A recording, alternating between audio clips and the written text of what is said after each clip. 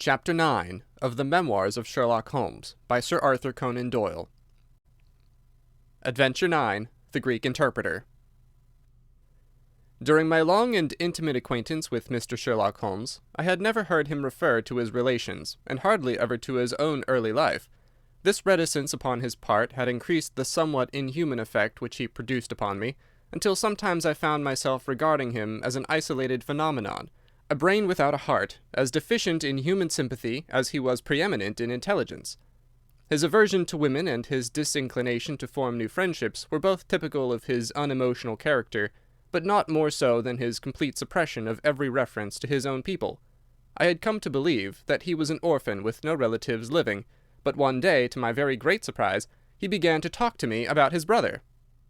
It was after tea on a summer evening, and the conversation, which had roamed in a desultory, spasmodic fashion from golf clubs to the causes of the change in the obliquity of the ecliptic, came round at last to the question of atavism and hereditary aptitudes. The point under discussion was, how far any singular gift in an individual was due to his ancestry, and how far to his own early training. "In your own case," said I, "from all that you have told me, it seems obvious that your faculty of observation and your peculiar facility for deduction are due to your own systematic training."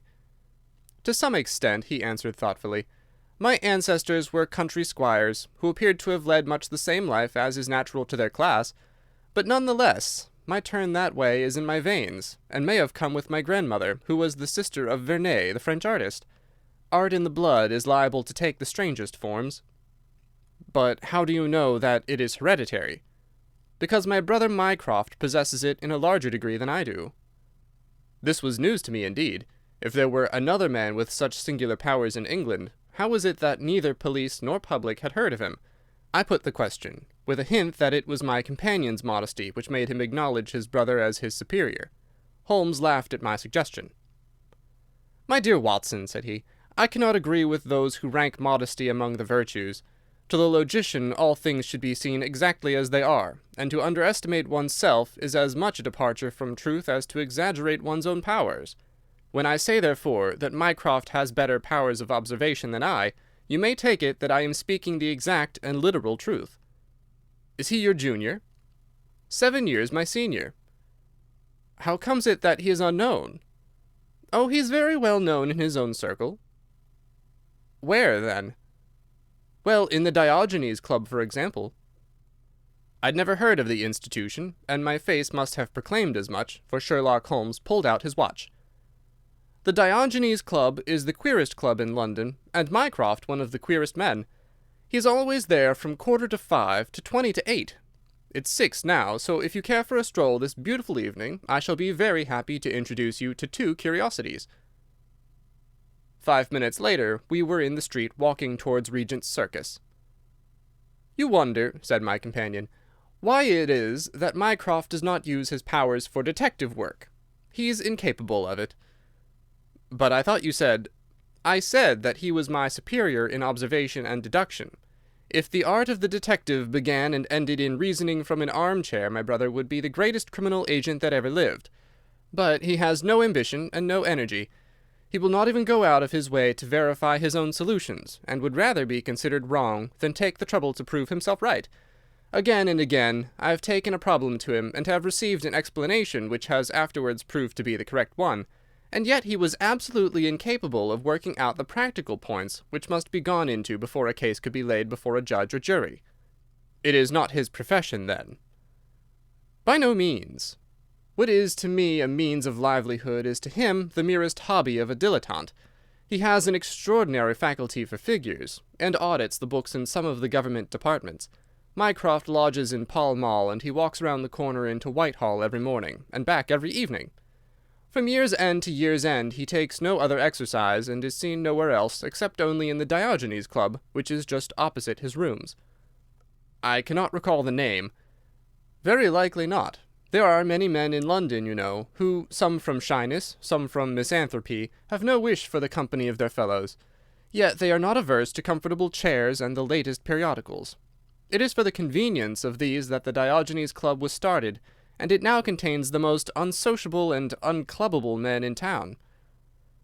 No member is permitted to take the least notice of any other one. Save in the stranger's room, no talking is under any circumstances allowed, and 3 offences, if brought to the notice of the committee, render the talker liable to expulsion. My brother was one of the founders, and I have myself found it a very soothing atmosphere. We had reached Pall Mall as we talked, and were walking down it from the St. James's End. Sherlock Holmes stopped at a door some little distance from the Carlton, and cautioning me not to speak, he led the way into the hall. Through the glass panelling I caught a glimpse of a large and luxurious room, in which a considerable number of men were sitting about and reading papers, each in his own little nook. Holmes showed me into a small chamber which looked out into Pall Mall, and then, leaving me for a minute, he came back with a companion whom I knew could only be his brother. Mycroft Holmes was a much larger and stouter man than Sherlock. His body was absolutely corpulent, but his face, though massive, had preserved something of the sharpness of expression which was so remarkable in that of his brother. His eyes, which were of a peculiarly light, watery grey, seemed to always retain that far-away, introspective look, which I had only observed in Sherlock's, when he was exerting his full powers. "I'm glad to meet you, sir," said he, putting out a broad, fat hand like the flipper of a seal.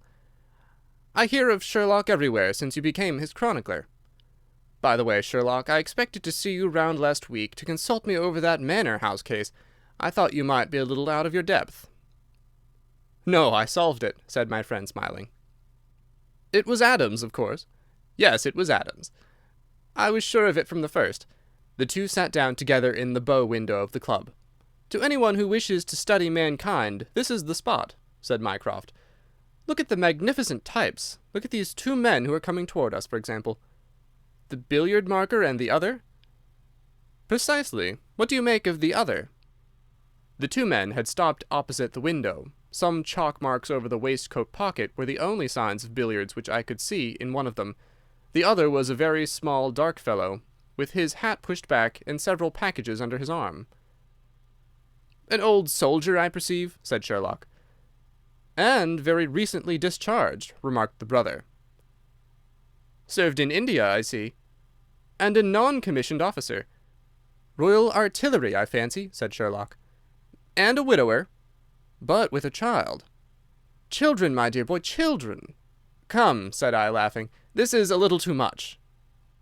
"Surely," answered Holmes, "it is not hard to say that a man with that bearing, expression of authority, and sun-baked skin, is a soldier, is more than a private, and is not long from India. That he has not left the service long is shown by his still wearing his ammunition boots, as they are called," observed Mycroft. "He had not the cavalry stride, yet he wore his hat on one side, as is shown by the lighter skin of that side of his brow. His weight is against his being a sapper. He is in the artillery. Then, of course, his complete mourning shows that he has lost someone very dear. The fact that he is doing his own shopping looks as though it were his wife. He has been buying things for children, you perceive. There is a rattle which shows that one of them is very young. The wife probably died in childbed. The fact that he has a picture book under his arm shows that there is another child to be thought of." I began to understand what my friend meant when he said that his brother possessed even keener faculties than he did himself. He glanced across at me and smiled. Mycroft took snuff from a tortoise-shell box and brushed away the wandering grains from his coat front with a large red silk handkerchief. "By the way, Sherlock," said he, "I have had something quite after your own heart, a most singular problem, submitted to my judgment. I really had not the energy to follow it up save in a very incomplete fashion, but it gave me a basis for some pleasing speculation, if you would care to hear the facts." "My dear Mycroft, I should be delighted." The brother scribbled a note upon a leaf of his pocket-book, and ringing the bell, he handed it to the waiter. "I've asked Mr. Melas to step across," said he. "He lodges on the floor above me, and I have some slight acquaintance with him, which led him to come to me in his perplexity. Mr. Melas is a Greek by extraction, as I understand, and he is a remarkable linguist.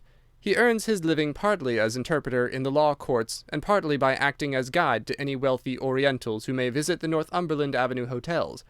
I think I will leave him to tell his very remarkable experience in his own fashion." A few minutes later we were joined by a short, stout man whose olive face and coal-black hair proclaimed his southern origin, though his speech was that of an educated Englishman.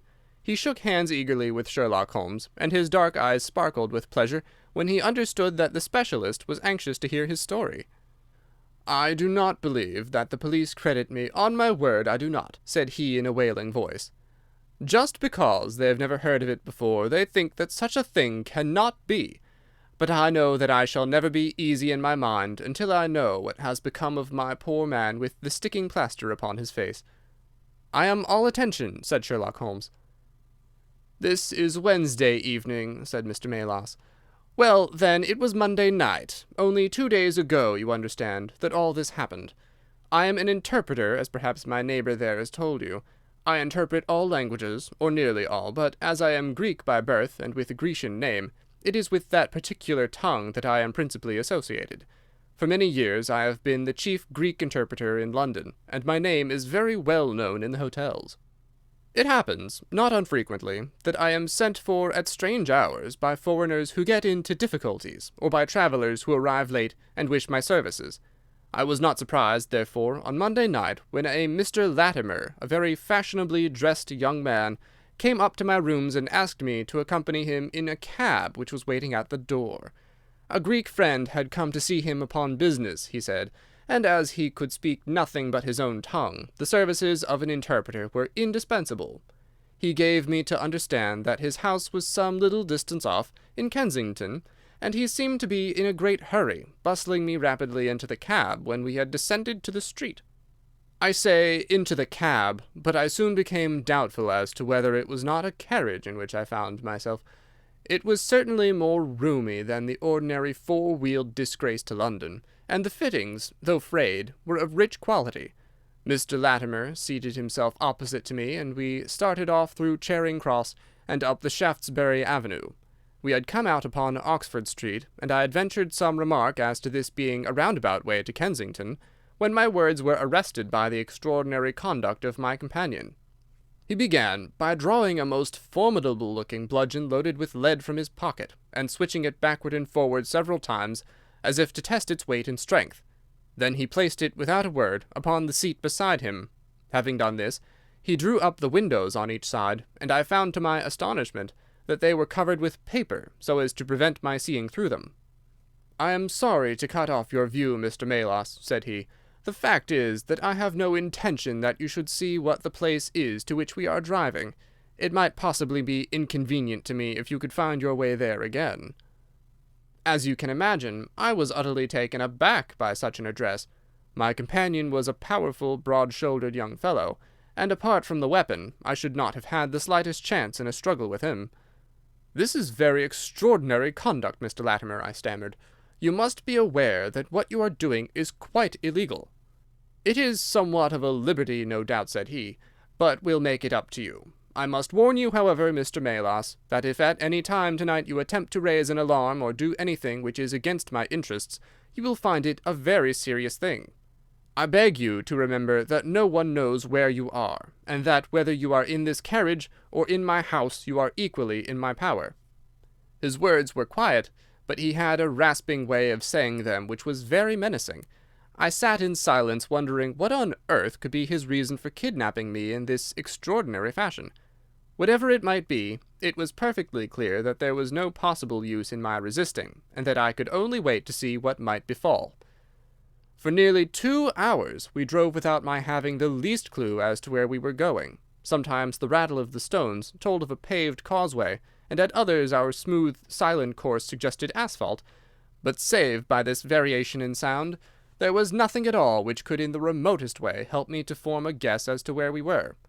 The paper over each window was impenetrable to light, and a blue curtain was drawn across the glass-work in front. It was 7:15 when we left Pall Mall, and my watch showed me that it was 10 minutes to 9 when at last we came to a standstill. My companion let down the window, and I caught a glimpse of a low, arched doorway with a lamp burning above it. As I was hurried from the carriage, it swung open, and I found myself inside the house, with a vague impression of a lawn and trees on each side of me as I entered. Whether these were private grounds, however, or bona fide country was more than I could possibly venture to say. There was a coloured gas lamp inside, which was turned so low that I could see little save that the hall was of some size and hung with pictures. In the dim light I could make out that the person who had opened the door was a small, mean-looking, middle-aged man with rounded shoulders. As he turned towards us, The glint of the light showed me that he was wearing glasses. "Is this Mr. Melas, Herald?" said he. "Yes." "Well done, well done. No ill will, Mr. Melas, I hope, but we could not get on without you. If you deal fair with us, you'll not regret it, but if you try any tricks, God help you." He spoke in a nervous, jerky fashion, and with little giggling laughs in between, but somehow he impressed me with fear more than the other. "What do you want with me?" I asked. "Only to ask a few questions of a Greek gentleman who is visiting us, and to let us have the answers. But say no more than you are told to say, or—" here came the nervous giggle again, "you had better never have been born." As he spoke he opened a door and showed the way into a room which appeared to be very richly furnished, but again the only light was afforded by a single lamp half turned down. The chamber was certainly large, and the way in which my feet sank into the carpet as I stepped across it told me of its richness. I caught glimpses of velvet chairs, a high white marble mantelpiece, and what seemed to be a suit of Japanese armor at one side of it. There was a chair just under the lamp, and the elderly man motioned that I should sit in it. The younger had left us, but he suddenly returned through another door, leading with him a gentleman clad in some sort of loose dressing-gown who moved slowly towards us. As he came into the circle of dim light which enables me to see him more clearly, I was thrilled with horror at his appearance. He was deadly pale and terribly emaciated, with the protruding, brilliant eyes of a man whose spirit was greater than his strength. But what shocked me more than any signs of physical weakness was that his face was grotesquely crisscrossed with sticking plaster, and that one large pad of it was fastened over his mouth. "Have you the slate, Herald?" cried the older man, as this strange being fell rather than sat down into a chair. "Are his hands loose? Now then give him the pencil. You are to ask the questions, Mr. Melas, and he will write the answers. Ask him first of all whether he is prepared to sign the papers." The man's eyes flashed fire. "Never," he wrote in Greek upon the slate. "On no condition?" I asked at the bidding of our tyrant. "Only if I see her married in my presence by a Greek priest whom I know." The man giggled in his venomous way. "You know what awaits you, then?" "I care nothing for myself." These are samples of the questions and answers which made up our strange, half-spoken, half-written conversation. Again and again I had to ask him whether he would give in and sign the documents. Again and again I had the same indignant reply. But soon a happy thought came to me. I took to adding on little sentences of my own to each question, innocent ones at first, to test whether either of our companions knew anything of the matter, and then, as I found that they showed no signs, I played a more dangerous game. Our conversation ran something like this. "You can do no good by this obstinacy. Who are you?" "I care not. I am a stranger in London." "Your fate will be upon your own head. How long have you been here?" "Let it be so. 3 weeks."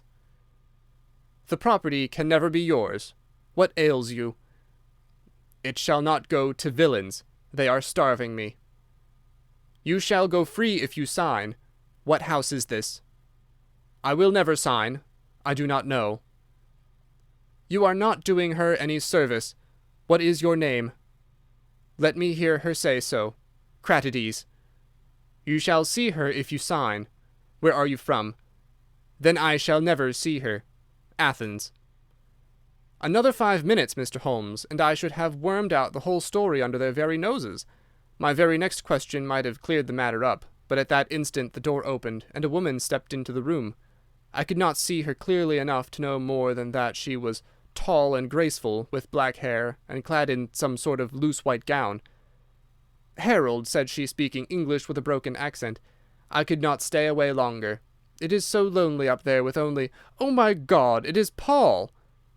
These last words were in Greek, and at the same instant the man with a convulsive effort tore the plaster from his lips, and screaming out, "Sophie! Sophie!" rushed into the woman's arms. Their embrace was but for an instant, however, for the younger man seized the woman and pushed her out of the room, while the elder easily overpowered his emaciated victim, and dragged him away through the other door. For a moment I was left alone in the room, and I sprang to my feet with some vague idea that I might in some way get a clue to what this house was in which I found myself. Fortunately, however, I took no steps, for looking up I saw that the older man was standing in the doorway with his eyes fixed upon me. "That will do, Mr. Melas," said he. You perceive that we have taken you into our confidence over some very private business. We should not have troubled you, only that our friend who speaks Greek and who began these negotiations has been forced to return to the East. It was quite necessary for us to find someone to take his place, and we were fortunate in hearing of your powers." I bowed. "There are 5 sovereigns here," said he, walking up to me, "which will, I hope, be a sufficient fee. But remember," he added, tapping me lightly on the chest and giggling, "if you speak to a human soul about this, one human soul, mind, well, may God have mercy upon your soul." I cannot tell you the loathing and horror with which this insignificant-looking man inspired me. I could see him better now as the lamplight shone upon him. His features were peaky and sallow, and his little pointed beard was thready and ill-nourished.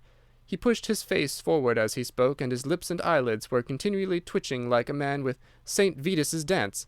I could not help thinking that his strange, catchy little laugh was also a symptom of some nervous malady. The terror of his face lay in his eyes, however, steel-grey and glistening coldly, with a malignant, inexorable cruelty in their depths. "We shall know if you speak of this," said he. "We have our own means of information. Now you will find the carriage waiting, and my friend will see you on your way." I was hurried through the hall and into the vehicle again, obtaining that momentary glimpse of trees and a garden. Mr. Latimer followed closely at my heels, and took his place opposite to me without a word. In silence we again drove for an interminable distance, with the windows raised, until at last, just after midnight, the carriage pulled up. "You will get down here, Mr. Melas," said my companion.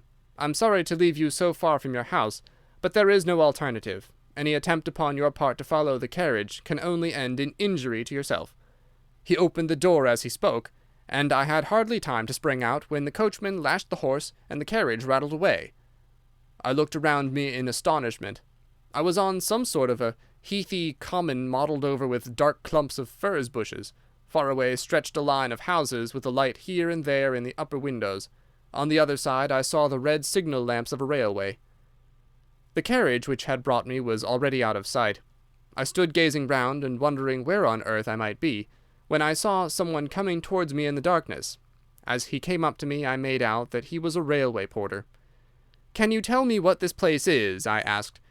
"Wandsworth Common," said he. "Can I get a train into town?" "If you walk on a mile or so to Clapham Junction," said he, "you'll just be in time for the last to Victoria." So that was the end of my adventure, Mr. Holmes. I do not know where I was, nor whom I spoke with, nor anything save what I have told you. But I know that there is foul play going on, and I want to help that unhappy man if I can.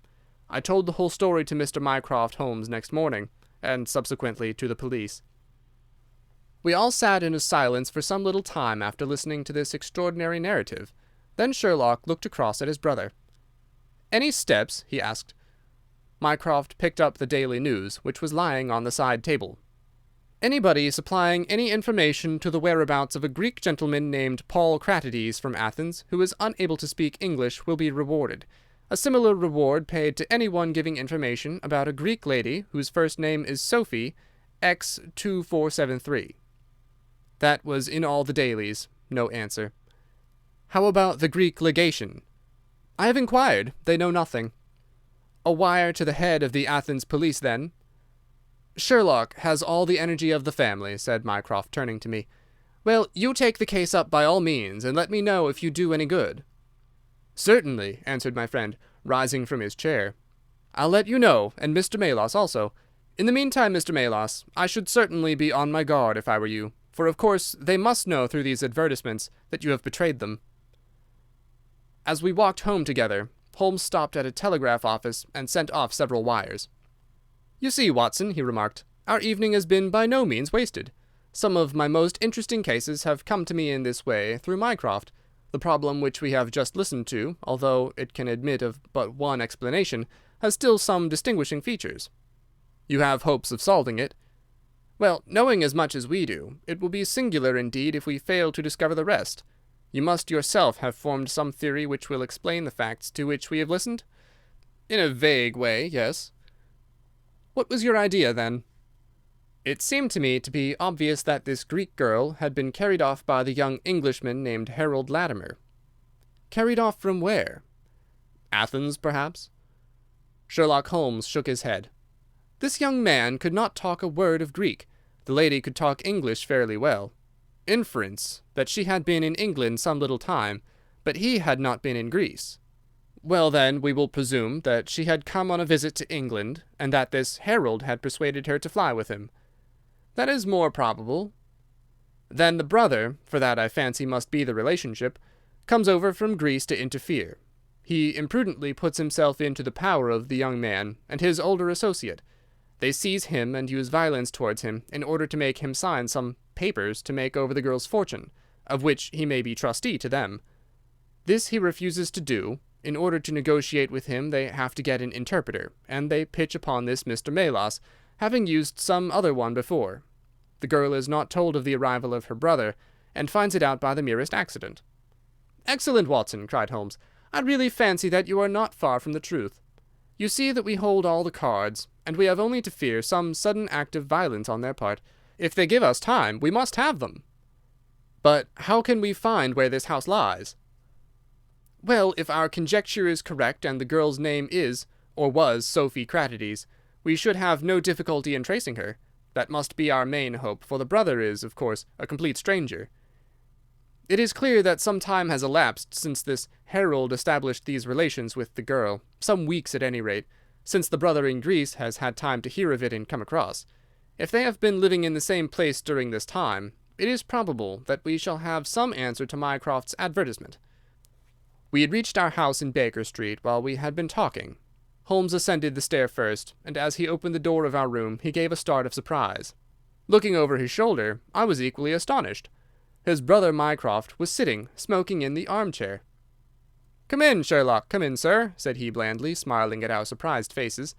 "You don't expect such energy from me, do you, Sherlock? But somehow this case attracts me." "How did you get here?" "I passed you in a hansom." "There has been some new development?" "I had an answer to my advertisement." "Ah!" "Yes, it came within a few minutes of your leaving." "And to what effect?" Mycroft Holmes took out a sheet of paper. "Here it is," said he, "written with a J pen on royal cream paper by a middle-aged man with a weak constitution. 'Sir,' he says, 'in answer to your advertisement of today's date, I beg to inform you that I know the young lady in question very well. If you should care to call upon me, I should give you some particulars as to her painful history. She is living at present at the Myrtles, Beckenham. Yours faithfully, J. Davenport.'" "He writes from Lower Brixton," said Mycroft Holmes. "Do you not think that we might drive to him now, Sherlock, and learn these particulars?" "My dear Mycroft, the brother's life is more valuable than the sister's story. I think we should call at Scotland Yard for Inspector Gregson, and go straight out to Beckenham. We know that a man is being done to death, and every hour may be vital." "Better pick up Mr. Melas on our way," I suggested. "We may need an interpreter." "Excellent," said Sherlock Holmes. "Send the boy for a four-wheeler, and we shall be off at once." He opened the table drawer as he spoke, and I noticed that he slipped his revolver into his pocket. "Yes," said he in answer to my glance, "I should say, from what we have heard, that we are dealing with a particularly dangerous gang." It was almost dark before we found ourselves in Pall Mall at the rooms of Mr. Melas. A gentleman had just called for him, and he was gone. "Can you tell me where?" asked Mycroft Holmes. "I don't know, sir," answered the woman who had opened the door. "I only know that he drove away with the gentleman in a carriage." "Did the gentleman give a name?" "No, sir." "He wasn't a tall, handsome, dark young man?" "Oh, no, sir. He was a little gentleman with glasses, thin in the face, but very pleasant in his ways, for he was laughing all the time that he was talking." "Come along," cried Sherlock Holmes abruptly. "This grows serious," he observed as we drove to Scotland Yard. "These men have got hold of Melas again. He is a man of no physical courage, as they are well aware from their experience the other night. This villain was able to terrorize him the instant that he got into his presence. No doubt they want his professional services, but having used him they may be inclined to punish him for what they will regard as his treachery. Our hope was that by taking train we might get to Beckenham as soon or sooner than the carriage. On reaching Scotland Yard, however, it was more than an hour before we could get Inspector Gregson and comply with the legal formalities which would enable us to enter the house. It was 10:15 before we reached London Bridge, and past before the four of us alighted on the Beckenham platform. A drive of half a mile brought us to the Myrtles. a large dark house standing back from the road in its own grounds. Here we dismissed our cab and made our way up the drive together. "The windows are all dark," remarked the inspector. "The house seems deserted." "Our birds are flown and the nest empty," said Holmes. "Why do you say so?" "A carriage heavily loaded with luggage has passed out during the last hour." The inspector laughed. "I saw the wheel tracks in the light of the gate lamp, but where does the luggage come in?" "You may have observed the same wheel tracks going the other way, but the outward bound ones were very much deeper, so much so that we can say for a certainty that there was a very considerable weight on the carriage." "You get a trifle beyond me there," said the inspector, shrugging his shoulder. "It will not be an easy door to force, but we will try if we cannot make some one hear us." He hammered loudly at the knocker and pulled at the bell, but without any success. Holmes had slipped away, but he came back in a few minutes. "I have a window open," said he. "It is a mercy that you are on the side of the force and not against it, Mr. Holmes," remarked the inspector, as he noted the clever way in which my friend had forced back the catch. "Well, I think that under the circumstances we may enter without an invitation." One after the other we made our way into a large apartment, which was evidently that in which Mr. Melas had found himself. The inspector had lit his lantern, and by its light we could see the two doors, the curtain, the lamp, and the suit of Japanese mail as he had described them. On the table lay 2 glasses, an empty brandy bottle, and the remains of a meal. "What is that?" asked Holmes suddenly. We all stood and listened.